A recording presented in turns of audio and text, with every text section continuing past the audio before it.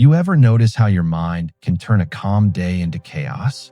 One tiny thought, one small moment, and suddenly you're spiraling, overthinking, replaying, stressing about things that might never even happen. Now here's the crazy part. The Stoics faced war, exile, and death, yet they found peace every single day. They mastered a kind of calm that nothing could touch. And the truth is, that same peace? It's available to you too. You just haven't been shown how to access it. Because there are a few timeless lines, ancient words, that, if you truly understand them, can completely change the way you see stress, pain, and even your own thoughts.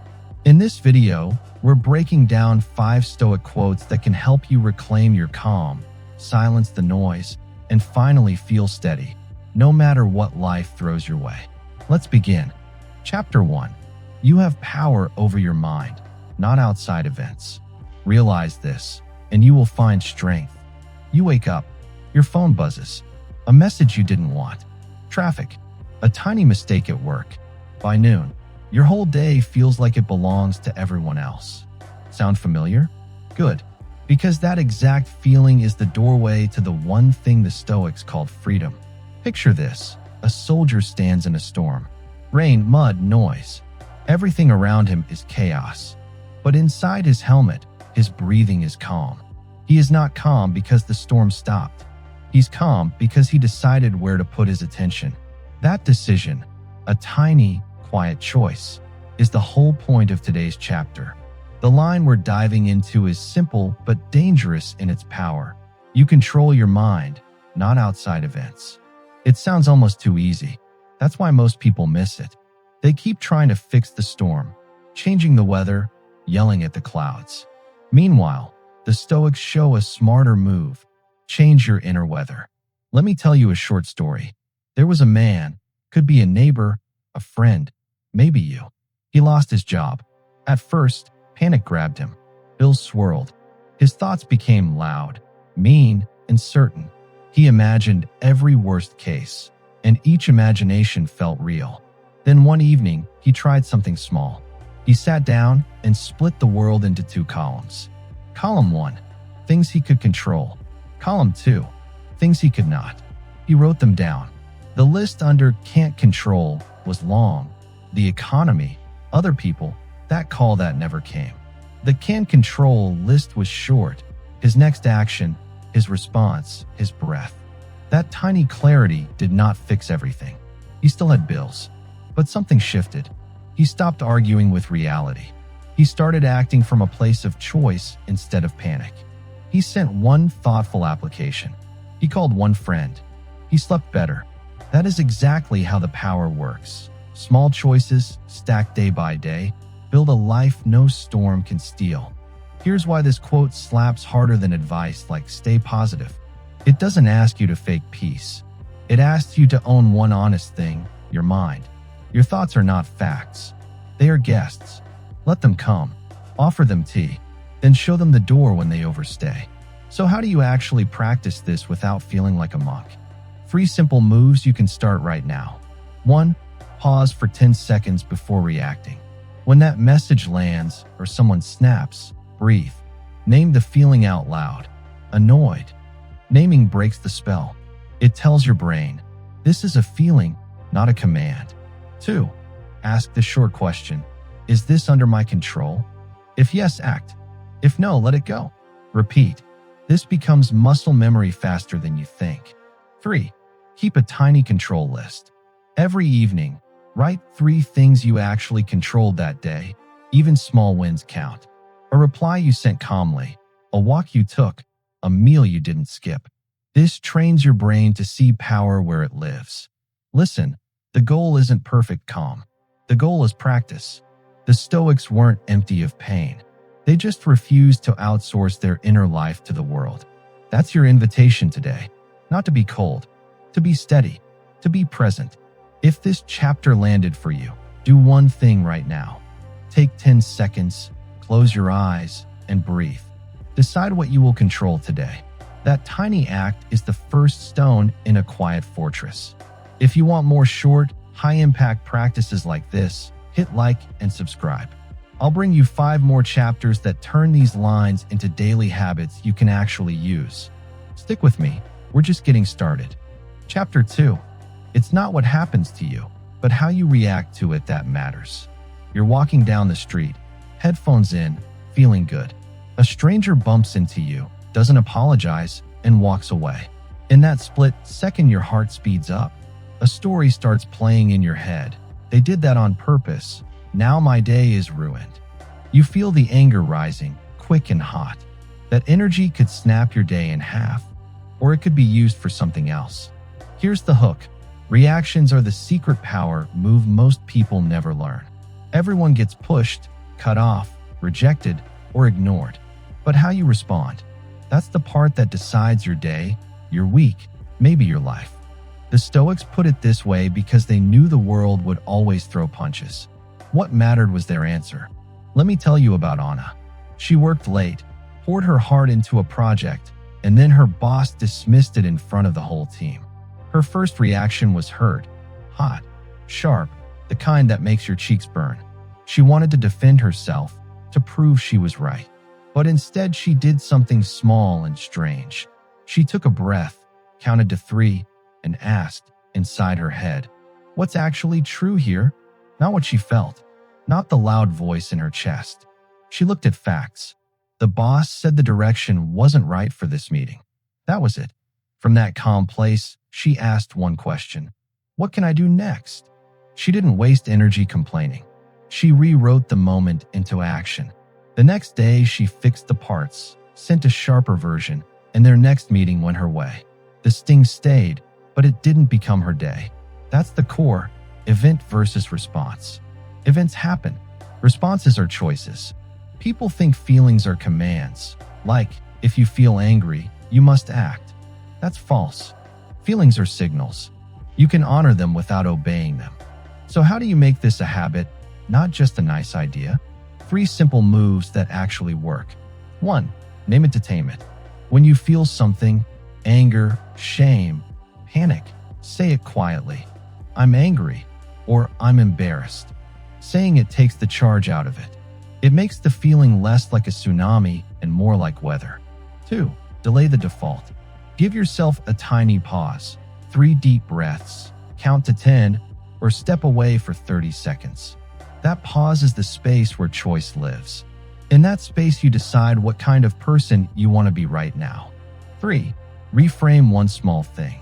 Ask, how else could I see this? If the boss ignored your work, maybe they were tired. If the stranger bumped you, maybe they were distracted. Reframes don't lie to you. They offer options. And more options mean less automatic pain. These steps don't erase the hit. They change what you build with it. The Stoics trained like athletes. They faced insults and losses and still stayed steady because they practiced responding before the moment came. You can practice too, in small bites. Practice when the stakes are tiny so you don't lose it when they're big. Here's a tiny exercise to try right now. Think of one small annoyance from today, a missed text, a rude comment, a delay. Close your eyes. Name the emotion. Take 3 breaths. Ask, is there a helpful next step, or is this outside my control? If it's helpful, do it. If it's not, let it go and move on. 10 seconds. That's all. If you can build this muscle, life stops pulling you around. You become the person who chooses how the story goes.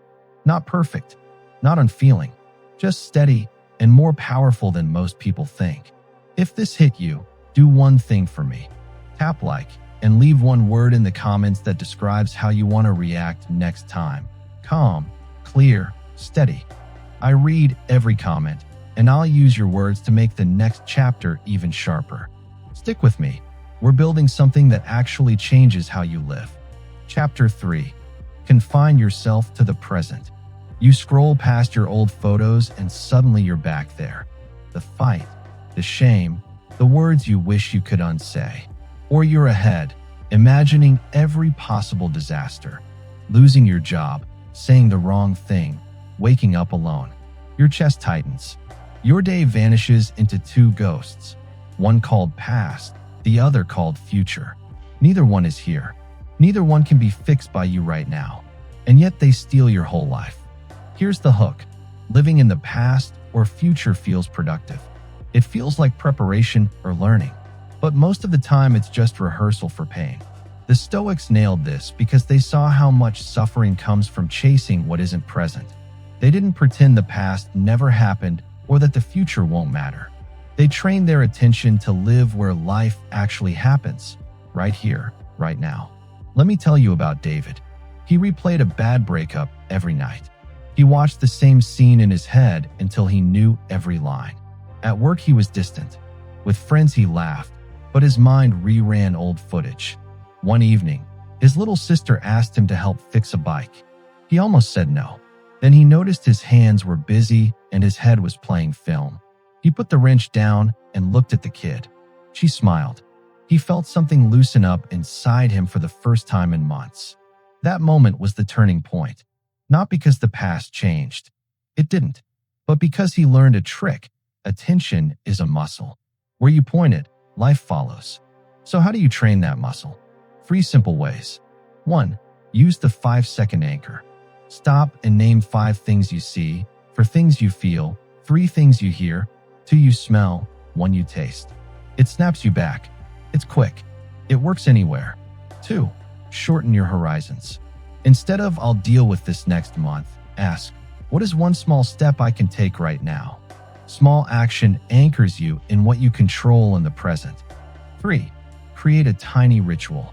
A morning breath, a 2-minute walk, or a simple "I'm here" before a meeting.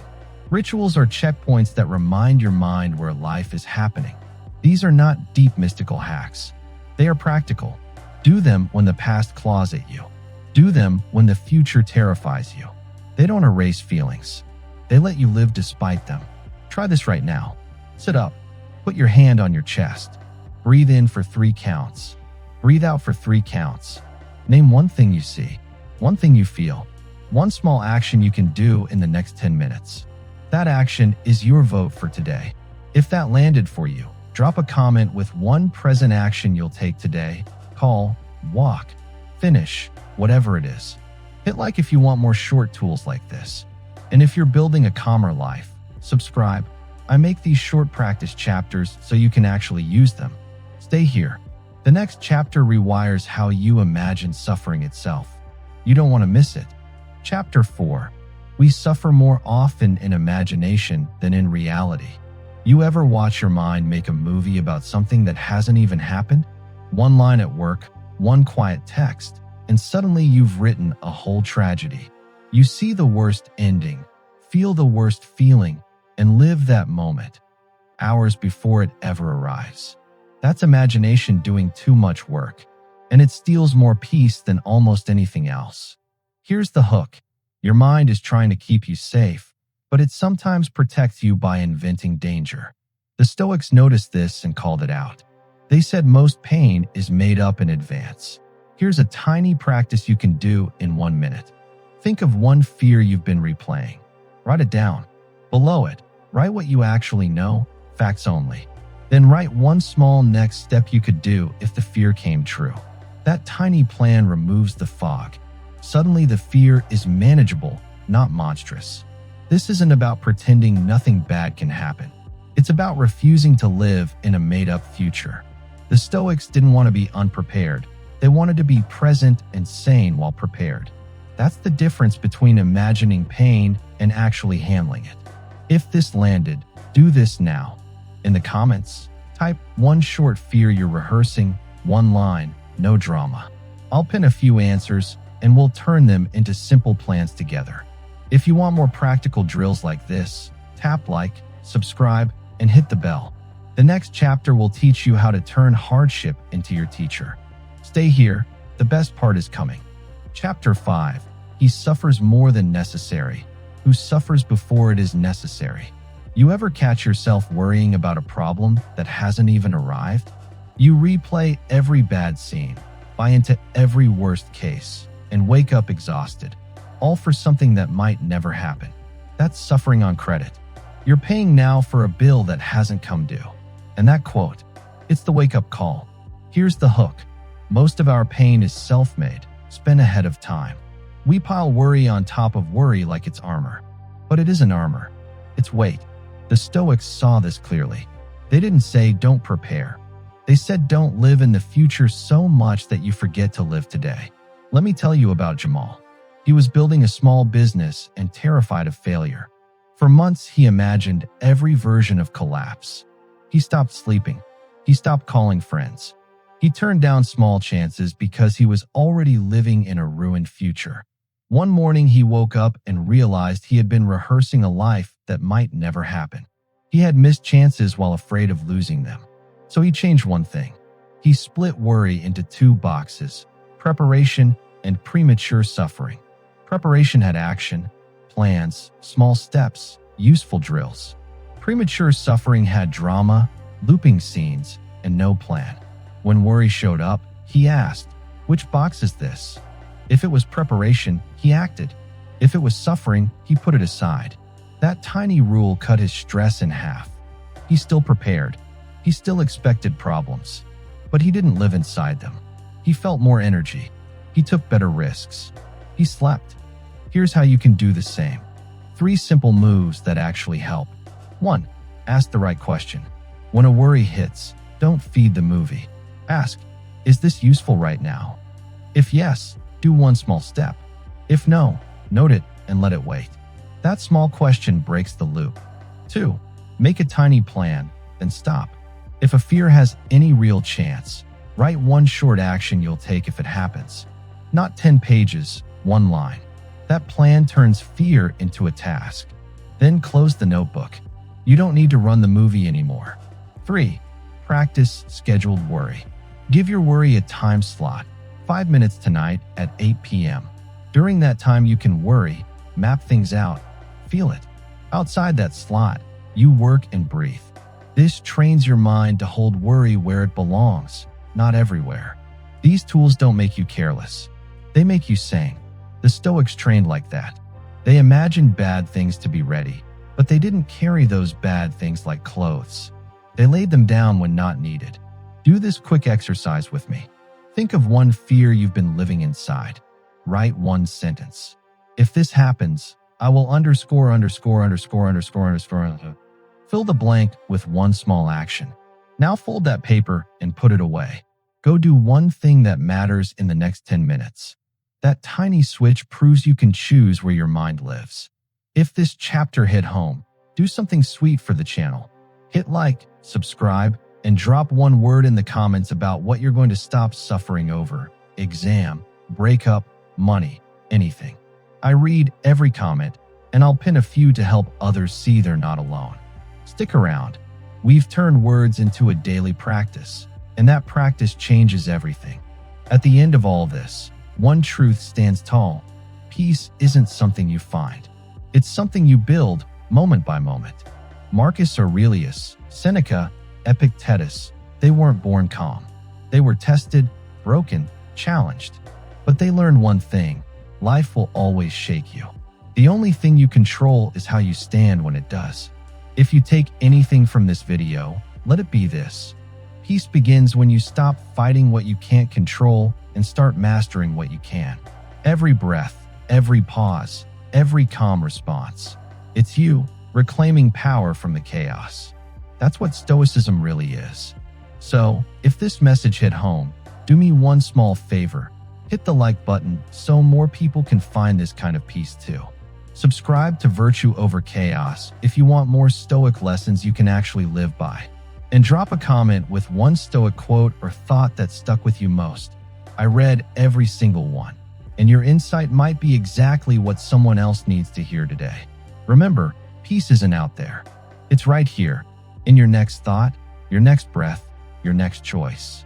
Stay grounded, stay strong, and I'll see you in the next video.